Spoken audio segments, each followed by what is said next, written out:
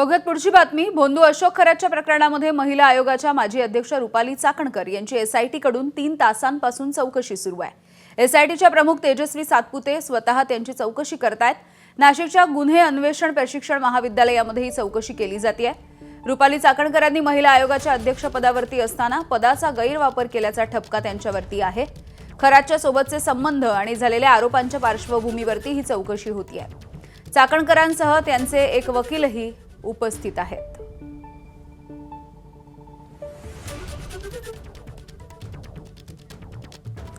दरम्यान एसआयटी चौकशीला रवाना होण्याच्या आधी रुपाली चाकणकर यांनी नेमकी काय प्रतिक्रिया दिली आपण बघूया.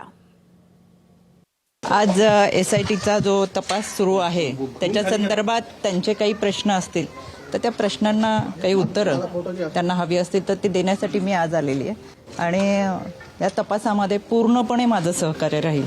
त्याच्यामुळे आता तपासाला सामोरं जात असताना जी मदत पोलिसांना असेल, इन्व्हेस्टिगेशन टीमला असेल, तपास अधिकाऱ्यांची जे काही प्रश्न असतील त्याला निश्चितपणाने मी सहकार्य करेन. दरम्यान जसं एप्स्टीनला मारलं तसंच खरातला देखील मारतील असा खळबळजनक दावा काँग्रेसचे नेते नाना पटोलेंनी केलाय. त्यांच्या या दाव्यावरती मंत्री चंद्रशेखर बावनकुळेंनी नेमकी काय प्रतिक्रिया दिली आपण बघूया. आम्ही मागच्या वेळेस सांगितलं की विधानसभेतही सांगितलं की खरातला त्याच्याकडून सगळी माहिती घेऊन याला शेवटी जसं एप्स्टीनला मारलं तसं याला पण मारतील असं आम्ही आरोप केलेला आहे. ती वस्तुस्थिती पुढे आपल्या लक्षात येणार. हे तर बंडल स्टोरी आहे. या स्टोरीला काय अर्थ नाही. हिंमत असेल तर एखाद्या वेळ बोललं ना पूर्ण बोललं पाहिजे. अपूर्ण बोलू नये व्यक्तीने. कुठल्याही व्यक्तीने अपूर्ण बोलू नये. काही मुख्यमंत्र्याला पत्र वगैरे नाही. तुम्ही त्यांना सांगा माझा निरोप. काही घाबरू नका. खरात पोलिसांच्या कस्टडीमध्ये सुरक्षित आहे. काही होणार नाही आहे. तुमच्या धमक असेल तर नाव सांगा. तसंच खरातच्या प्रकरणामध्ये 4 मंत्री देखील सामील आहेत असा गंभीर आरोपही पटोलेंनी केलाय.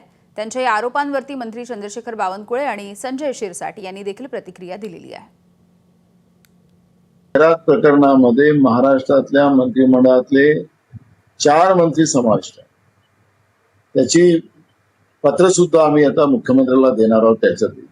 आणि या 4च्या मंत्र्यांना मंत्रिमंडळातून काढायची आम्ही मागणी करू. मुख्यमंत्र्यांना द्यायला पाहिजे, मान्य आहे. जाहीर का करत नाही? पुन्हा रोखला जाहीर करायला नाना पटोलेंना. जाहीर करावी ना, आजच जाहीर करावी. माझा त्यांना निरोप सांगा की जाहीर करायला सांगितलं आहे. असं आहे, काहीतरी प्रसिद्धी मिळण्याकरता बोलायचं. राहिला रुपाली चाकणकरचा प्रश्न, त्यांना जर बोलवलं असेल तर पोलीस योग्य वेळी त्यांच्याबद्दलची भूमिका आपल्यासमोर मांडतील.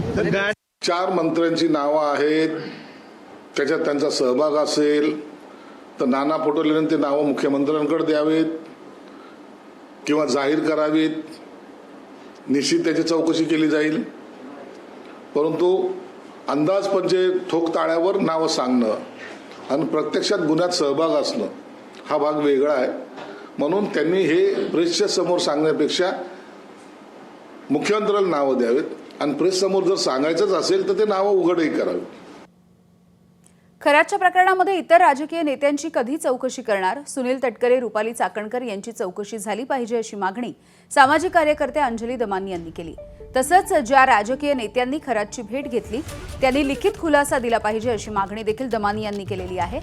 दरम्यान यावरती मंत्री संजय शिरसाट यांनी काय म्हटलंय आपण बघूया.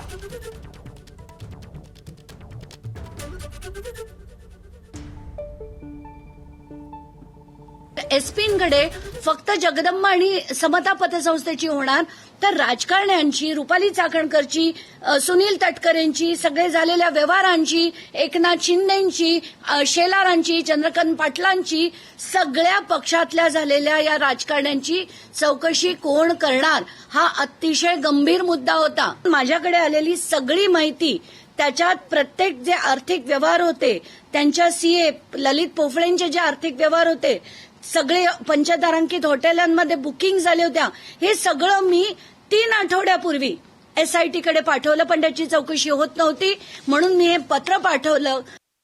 एकनाथ शिंदेचं नाव घेऊन काय करणार आहेत ते? त्यांना हायलाइट होण्यासाठी तर फक्त नाव त्याचा वापर करतायत.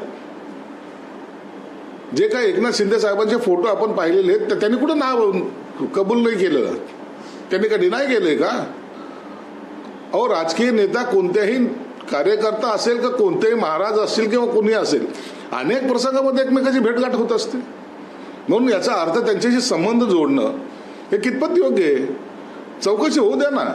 चौकशीमध्ये जर तुम्हाला काही जर त्रुटी आढळल्या तर तुम्ही कोर्टातही जाऊ शकता आणि पुन्हा त्याच्या संदर्भामध्ये तुमच्याकडे असलेली माहिती ही सरकारला देऊ शकता. म्हणून सर्व दरवाजे तुमच्यासाठी उघडे आहेत. रुपाली चाकणकर यांना सह आरोपी करा अशी मागणी खरातच्या संपूर्ण प्रकरणाचा पाठपुरावा करणारे पत्रकार दत्तात्रय खेमनर यांनी केलेली आहे. आज खऱ्या अर्थानं त्यांना एसआयटी समोर बोलवलं आहे आणि आम्ही आज एसआयटीला या ठिकाणी मागणी करणार आहे का हे सगळे ज्या आम्हाला खऱ्या अर्थाने मला त्रास दिला गेला त्याचे सगळे पुरावे मी आपल्याकडे सादर केले. या पुराव्याच्या अनुषंगाने रुपाली चाकणकर यांचा थेट संबंध खरात यांच्याशी दिसून आलेला आहे. का मुळात एखाद्या भोंदूबाबांनी बातमी छापणं आणि त्या बातमीच्या खुलासा आयोगाकडून एखाद्या पत्रकाराला असं टॉर्चर करणं या ठिकाणी त्या असणाऱ्या संविधानिक पद्धतीचा गैरवापर झाला आहे. त्यामुळं या महिला आयोगाच्या ज्या माजी अध्यक्ष आहे रुपाली चाकणकर यांना त्या एसआयटीने आज चौकशी करून या गुन्ह्यामध्ये 6 आरोपी करा अशी आमची मागणी आहे.